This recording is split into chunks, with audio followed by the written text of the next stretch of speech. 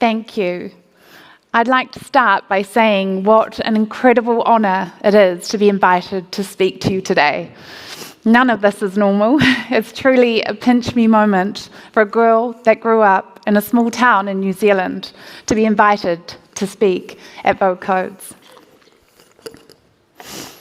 When I reflect back on my journey to creating what Emma Lewisham is known for today, I often find myself drawn to a particular few years of my life that felt equal parts unfamiliar and defining. In 2016, while we were trying to start our family, I'd been taking stock of every facet of my life. As many women know, the journey to motherhood can be confronting. At that point, I was working as a senior business executive for a global Japanese technology company, and I had my life on autopilot. I'd recently lost my mother to cancer, and I was navigating this challenging period of my life without her.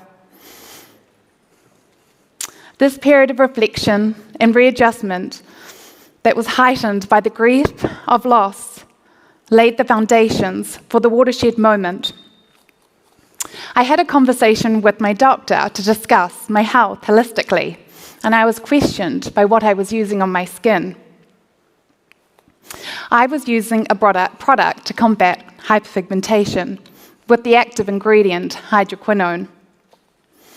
My doctor informed me that first, our skin is our largest organ, and secondly, that I shouldn't use this while pregnant.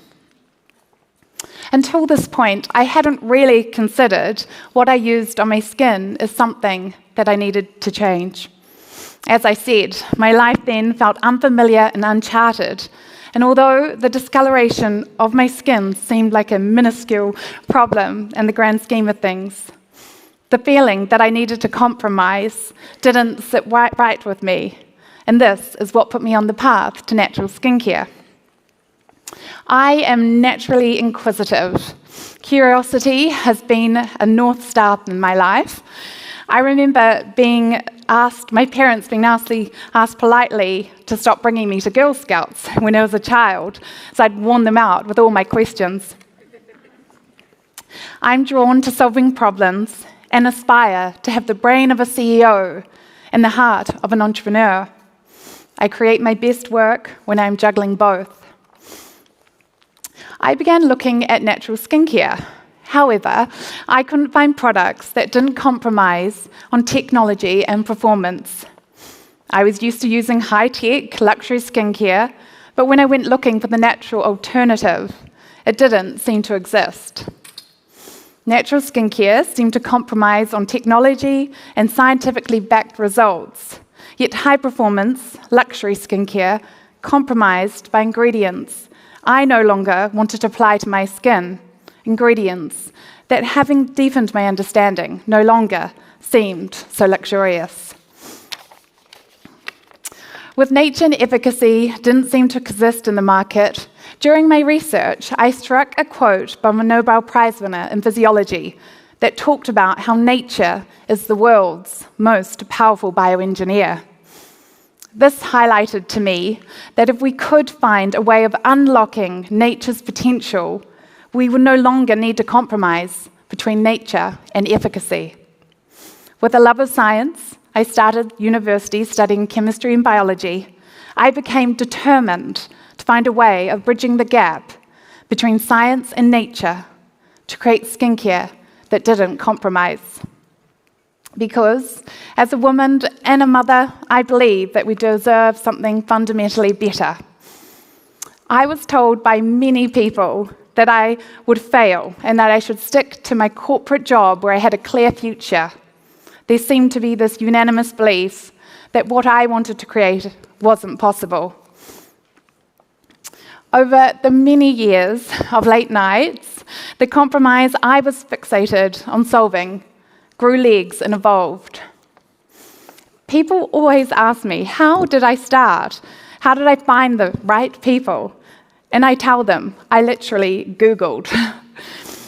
I started to search for people online that I needed to bring on board. I wanted the best in the industry. I used my networks. I just started.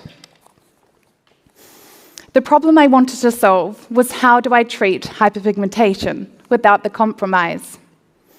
While deep diving into the industry with a fresh pair of eyes, I noticed that there was a tendency to focus on singular ingredients as the core of the formulation, usually heroing one or two trending active ingredients, let's say vitamin C and hyaluronic acid. I became really curious about why and began pulling on this thread. The skin is incredibly complex. It has multiple pathways, every pathway, multiple steps. It's basically like a spider web of activity. I could see that a one or two ingredient-based approach was limiting what skincare could achieve. This is not how the skin works. Emma Lewisham formulas are uniquely developed by physiologists who understand the skin. We know that to unlock results to a skin concern, a formulation needs to work on multiple pathways of the skin in symphony, and why our products have up to 32 ingredients. After 3 years and 57 iterations, the first confirmation that what we had set out to achieve could be achieved was through an independent biomedical grade test we did here in Australia. We put our Skin Reset serum head-to-head with hydroquinone, and the results came back as our product outperforming it. It truly was a defining moment and a huge relief. In October of this year, our products would have been on the market for 4 years. It would have taken us about 4 years to actually get to market. I embarked on the journey alone, but not long after, my husband Andrew and our co-founder Kim also joined me. At this point in time, 7 years ago, we would have been together working from my lounge, trying to get this brand off the ground. We all held our 9-to-5s as we needed to fund the business, and we worked on the brand every night after work and on the weekends. Our eagerness overpowered our naivety, and as we started to uncover the current broken linear model of beauty, we were in the perfect position to remodel it entirely. The current beauty model is linear. Brands take from the earth, make something, then consumers throw it away. Take, make, waste. The model is responsible for 120 billion units of beauty packaging produced globally every single year. And why this number is alarming is that despite people thinking and being told that beauty packaging is recycled, almost all of it ends up in landfills, ocean, or is burnt due to the economics not being there to recycle it. Packaging is the single largest contributor of carbon emissions in beauty. We could see, and the science tells us, the whole model needed to be flipped on its head. If we created a circular model of beauty, we reused what already existed, keeping our resources in circulation, the whole beauty system would get cleaner and better. At Emma Lewisham, we're proudly pioneering circularity within the beauty industry to minimise the unprecedented level of waste and carbon emissions. We've invested extensively into innovative packaging that allows all of our products to be refilled and reused. Our refills reduce carbon emissions by up to 74%, and to date, we've mitigated close to 100 tonnes of emissions. Our circularity program, the Emma Lewisham Beauty Circle, enables our customers to return empty packaging free of charge to be sterilised and refilled. And in 2021, we were recognised as the world's first certified climate-positive beauty brand. We shared our... Thank you.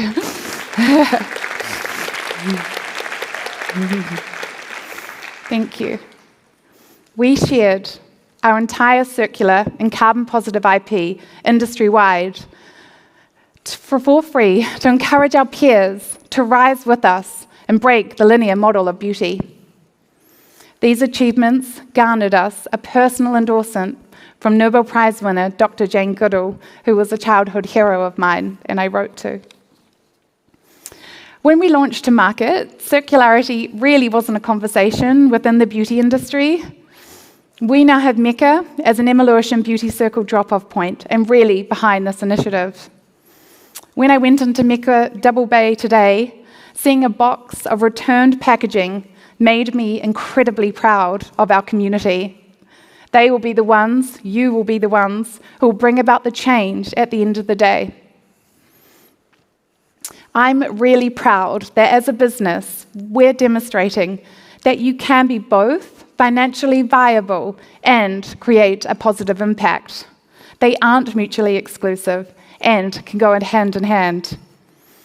We have seen phenomenal growth as a company internationally, stocked in over 100 iconic retailers. We launched into Mecca as the largest New Zealand brand launch in the company's history. And today, our Skin Reset Serum, our very first product, is their #1 best-selling skincare refill. People often think that Emma Lewisham was an overnight hit, but it really has been a story of hard work, grit, and determination. In such a competitive industry like beauty, where your competitors are huge corporates with big budget, the reality is that if you're going to break through the noise, you have to be willing to work 10 times harder than anyone else. And there's no way to sugarcoat it. It has been challenging. And I think it's really important to be real about this. In the early days of working on the business, I would end many days crying in the shower from just the sheer overwhelm, pressure, and exhaustion of navigating an incredibly fast-growing business with very few staff, while simultaneously navigating being a first-time mother. I had launched Emma Lewisham when my daughter was 5 months old, which I don't recommend. I knew the only way through it was to go through it, because giving up really wasn't an option. As a founder, you have to be so determined and obsessively passionate, because the hurdles that you're thrown, especially in the first year, are just constant. I remember our very first order from David Jones when we were 6 months old. They were our first major international stockist, and I was so excited. But when it came to time to pack our very first order with our third-party logistics partner, the person who we had educated on the brand's packaging procedures was off sick. And their replacement, bless them, packed everything wrong to the point of mass product damage. Literally, thousands of products turned up to David Jones with broken packaging and leaks, which we then had to cover the total cost of. It was heartbreaking. There has, however, been some incredible highs and things that wouldn't have happened if I hadn't made the leap and decided to solve the compromise, my North Star. Earlier this year, we celebrated all we had achieved so far with our Australian community, with Florence and the Machine playing to a small audience. I met Florence, and I told her about loving her music so much that when I got married, I walked down the aisle to shake it out. Florence that night sang that song to me. If someone had told me 5 years ago when I was getting married that Florence would actually sing that song to me one day, I never would have believed them. Everything we did from the outset had an unconventional way of thinking, right down to the colour of our packaging. From conception, I knew I wanted Emma Lewisham to be stocked at Mecca. I haven't actually spoken about this much openly, but one of the reasons our packaging is purple is that it was the only colour that wasn't represented on their shelves at my local Mecca. Packaging at the time was also very minimal and clinical in style, and I knew ours had to go against the grain and be bold. There's no one silver bullet to being a CEO while also juggling motherhood. And while those roles are core pillars in my world, I'm also a wife, friend, and daughter. My story and the way I choose to run my business are inextricably linked to a beautiful amalgamation of these life's roles. I lead with intention and with the belief that my colleagues have the unequivocal capability to own and cherish their roles and everything that comes with it. People will make mistakes. You have to give them the space to let them grow through it. By slowly building a team of excellent people around me, I'm now able to have a much better balance in my life, thankfully. To do things in a way that is world-class across every function of your business, you cannot do it alone. Embracing this surrender is key. People often ask me why I think Emma Lewisham has done so well. And I think it's really due to a symphony of many factors. I think we entered the market at a pivotal time for the beauty industry, as during COVID, people were starting to think about their health and how they were living, and also sustainability was front of mind. We did have luck on our side because we had simultaneously just solved and bottled a solution to a compromise that was becoming more ubiquitous. Emma Lewisham proves that I wasn't alone in the belief that a compromise isn't always the best solution. Alongside this, we are proving that refillable circular models are commercially viable, and there is a natural appetite for them on the market.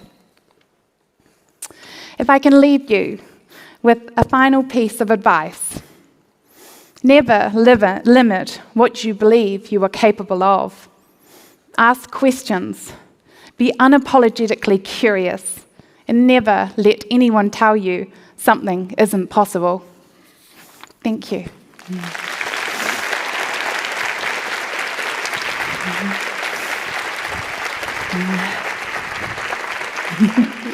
Well done.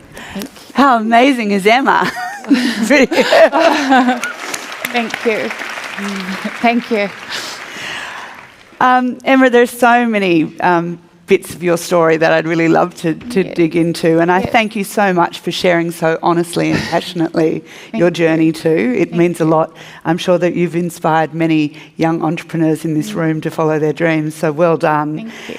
You mentioned that nature was the ultimate bioengineer, but actually we think you might be. But I'm really interested in that science behind your formulas. You said it took 3 years, 57 iterations. What was that development process like? Incredibly difficult. You know, at the core of our formulations and thinking was, why are we not starting with the how the skin works and not ingredients? And because we did that, it wasn't the easy way, it was the hardest way. So the first 6 months alone was working with physiologists to understand hyperpigmentation, how it forms on our skin, and how we can prevent it, and delving through literature, scientific literature, to understand it, before we even went to the market looking for ingredients. So the whole R&D side of things at Emma Lewisham is enormously long. We then don't just use ingredients that are found in nature, but also in our body.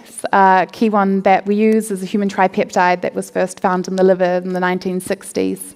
So we have this more robust process, and then before we go to market, all of our products, we clinically or biomedically, so in vivo or in vitro test to prove that they do what they say they do, which is incredibly important to me. And did you learn all of that on the job? I mean, did you have a science background? Well, I had studied science at high school and started at university, but I am just a very curious person and determined, and so I taught a lot and learnt from our scientists and the team and people from all over the world, and just kept digging until we found the answers. I admire your curiosity, and I also have a daughter who asks way too many questions. So I'm going to go home and tell her, this is a good thing. It'll make you a great entrepreneur. It is a good thing. Now, I've just been in London, and I was mentioning that I walked past space in Chaos, saw you there, saw you at Selfridges. Are you having those sort of pinch yourself moments? I mean, 4 years is a pretty steep trajectory in terms of the global success that you've achieved. Yes. Do you have moments of thinking, how have I got here? How did this happen? Yeah, I do. A lot of it is just you're so in it, and like in the grind, and as I say, you know, launching a company and having this fast growth and also having a young child, you're so often in it. But it is moments like today where I can step back and be like, wow, look at all we have achieved. And it has been because I believe we really are what we say we are. We're a very authentic brand that is offering something that people want. Now, to touch on motherhood for a moment, because I think it's one of the big cliches everybody always goes, how can you manage those things? But I know now, being at the later end of at least teenage children, almost adults, I can now look back and I can really see how hard it is when they're young. And I keep saying to people who work for me and around me, I promise you it gets better. Before they turn into terrible teenagers, it gets harder. But it really does get better.